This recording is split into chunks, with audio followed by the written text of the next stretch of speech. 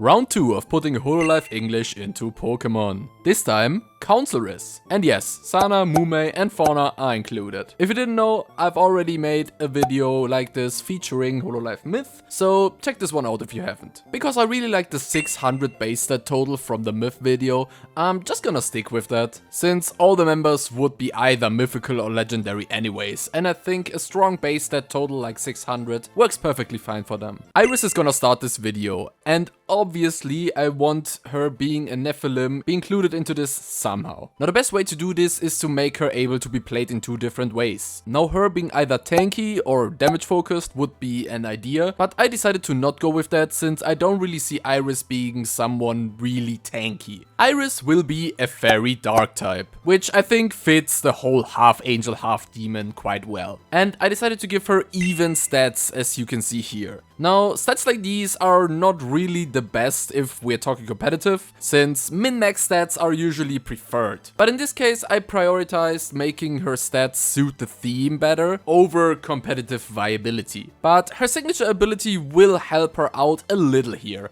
because it does the following. IRyS' signature ability is called Duality, and it makes IRyS always use her better attacking stat, regardless of what move she's using. So if she were to use Play Rough, for example, but her special attacking stat was higher than her normal attacking stat, she would be using the better special attacking stat for that move. But the move would still stay physical, meaning it would be attacking the defense stat of the target and not the special defense stat. This pretty much gives IRyS the freedom to use any move she can learn, regardless of it being special or physical. And since IRyS has 120 in both attacking stats, you can freely decide if you want to play her physically or specially, putting your EVs and nature in whatever stat you want to run with. IRyS' signature move will be called Dual Beam. Yeah, I know, I'm very creative. And it's a fairy and dark type, making it the second dual type move with Flying Press. It's a 100 base power, 100% accurate move with 10 PP, which has the following effect. So in addition to IRyS always attacking with her better attacking stat, if she were to use her signature move, Dual Beam, she also always attacks the weaker defense stat of the enemy, allowing her to pretty much spam this move as she wishes to.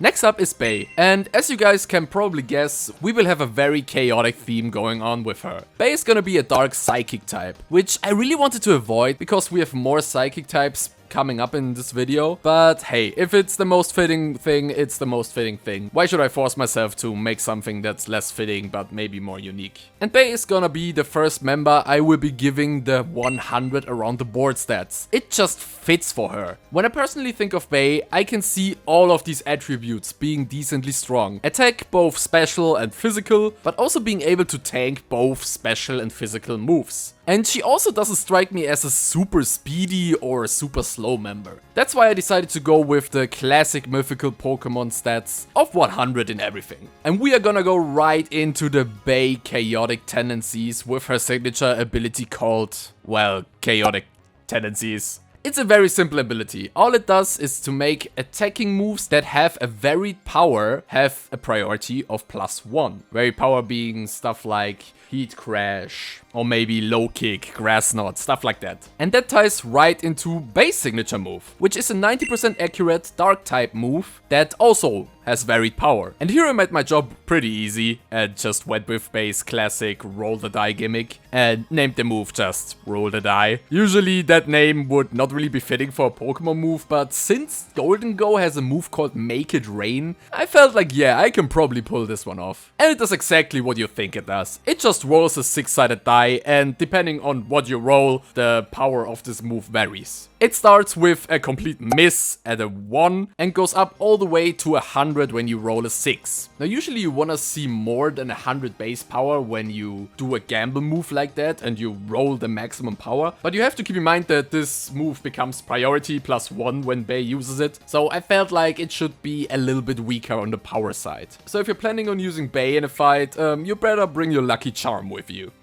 Kronii will be a Psychic Steel type. Yes, that's already the second Psychic type, who capitalizes on enemies being already weakened with both her signature ability and move. Kronii has insane stat numbers in all stats that matter to her, making her a tanky damage dealer, only really lacking in the speed stat. But her signature move will help her out with that one, so stay tuned. Kronii's signature ability is called Superiority, and simply increases her damage by a whole 30% towards targets that are lower HP than her. And I'm talking literal hit points, not percentage, which means Kronii's massive HP stat of 135 is gonna come in clutch in many situations. Now Kronii would for one, of course, be a decent Trick Room attacker with a base speed total of 60, but she also has a signature move to help her out if she didn't happen to be inside of Trick Room. Chrono Slash is an 80 base power steel move that can get out of hand and snowball very quickly. It has a priority of +1, which is almost unheard of for a move with that high of a base power. But of course there are some restrictions to it, because it will only have this increased priority if the target has less HP than Kronii. If that target does not have less HP than Kronii, it basically becomes a Sucker Punch, failing if the target has not gone for an attacking move. So many rules Kronii has to obey, but if everything is set up for her success, she could easily sweep entire teams. Let's continue with Fauna, whose theme should also be pretty obvious to everyone. She will be a supporter, but since 600 is insanely high as a base stat total, she will also have an amazing special attacking stat. As you can see, I went ahead and specialized Fauna into her special stats, making her really weak on the physical side. For one, I didn't want Fauna's identity to be too similar to Ina's from the Myth video, but also I think we can all agree that if Fauna was lacking in one stat, it would probably be physical offense. Unless you count the whole slapping thing as a feat, then I guess you got a point there. Now making a unique signature ability for Fauna wasn't actually that easy, since there are so many abilities that would fit her quite well, but are already in the game. I'm talking Grassy Surge, Hospitality, Triage, Healer, or even Cloud9. Now I could just mash two of these abilities together and give it a different name, like some other way too overpowered galloping Pokemon, but I wanted to do something more unique. So I decided to go with the ability called Nature's Protection, which simply prevents Fauna and her allies in a double or maybe even triple battle from getting one-hit KO'd. Basically granting her and her allies sturdy. Okay, I guess it's not that unique after all. Now when it comes to signature move, for me at least, it was a given that it will be a status move of some sort. And I decided to go with something crazy. Fauna's signature move is called Rewilding, and it does the following. It removes all entry hazards, weather conditions, terrains, binds, status conditions, stat changes, and other things that affect the field such as Trick Room, Tailwind, and Gravity completely from play. It's basically Mother Nature saying, yeah, all of this? Nah, I'm not rocking with that one. Now this sounds crazy, but realistically it's only gonna remove 1 to 2, maybe 3 in extreme cases. There are rarely all of these factors in play at the same time. And honestly, with those stats, you are really gonna have to decide if you even wanna waste a move slot for Rewilding, or you just wanna use her low speed and insane special attacking stat and make Fauna a Trick Room sweeper. That's why I love Pokemon. You can just do whatever you want. And if it works, it just works. Mumei comes flying in next as a flying and normal type. I decided to give it a normal type because in the lore she's known to just hang with regular people, and flying because, well, owl. Mumei will be the most min-maxed MFer to ever be in Pokemon. You remember Kiara's stats from the last video? Yeah, she's a joke against this. Mumei will be rocking an attack stat of 170 and a speed stat of 190, making her the second fastest Pokemon in the game. But as you can imagine, this comes with a price. And with a 30 defense and 40 special defense, Mumei might unironically go down to a stab quick attack from a decently strong attacker. Okay, she probably won't, since she has 110 HP, but it's gonna be close. And actually, how about we give her another tool to save her from those annoying priority attacks? Mumei's signature ability is called Civil Adaptation, and it makes her completely immune to attacking moves with a base power of 50 or less. Now this of course doesn't cover every priority move, but it does cover the majority of them, making Mumei a bit more annoying to get off the field. Feather Barrage will be Mumei's signature move, and it will be a multi-hit move that will hit between 2 and 5 times, just like all the other multi-hit moves, or majority of the other multi-hit moves.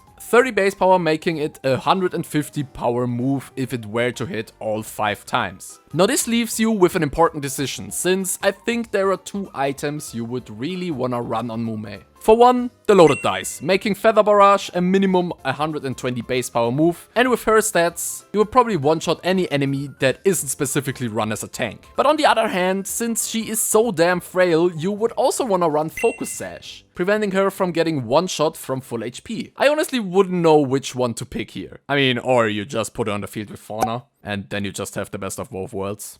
Finally, we have Sana, who is gonna be the third Psychic type in COUNCILRYS, but she's gonna be a pure Psychic type. And yes, I have considered Rock, don't worry, but I decided to go with only Psychic. Just her having a connection to planets, who are not even all giant rocks by the way, wasn't enough of a reason for me to give her the Rock typing too. Now Sana is just a good all-rounder, with a massive 150 HP stat, amazing defense and good attacking stats. But the lowest speed stat we had in the series so far. Of course making her an amazing Pokemon to play in Trick Room. For Sana, I thought of an interesting way to give her a cool ability. In Pokemon's past, there has already been a certain mechanic that fits Sana quite well. I'm obviously talking about Giga Dynamaxation. So what if Sana had access to this ability even if it wasn't even a mechanic in the game right now? Meet No More Limiter, Sana's signature ability that allows her to go Giga Dynamax after dropping below 50% HP. But it doesn't happen in the turn right after dropping below 50%, it happens after the turn. Of course hoping Sana hasn't fainted yet. So there is counterplay to completely avoid this from happening. But when Sana Dynamaxes, she gets all the normal benefits you would get as if you were in Sword and Shield and just press the Dynamax button. This Giga Dynamaxation only lasts for one turn though, giving you exactly one turn to use the powerful Dynamax moves and get their absolutely amazing side effects, such as stat boosts or setting up certain weather. The Dynamaxation also doubles Sana's weight, which she doesn't lose upon returning back to normal after that one turn. The weight increase plays perfectly into Sana's signature move, Meteor Crash, which is basically just a psychic and slightly more powerful version of Heat Crash, increasing the power the heavier the user is than the target. I will display the numbers right here. It's really just Heat Crash, but with the numbers increased slightly. This makes Sana also a member of the team that can both benefit your allies, or your other Pokemon in this case, but she's also able to deal with enemy Pokemon easily on her own. So if you're up against a Sana, you better prevent her from Giga Dynamaxing or you will regret it. Okay, that wraps up COUNCILRYS. Don't forget to check out the Myth video, and I'll see you all next time.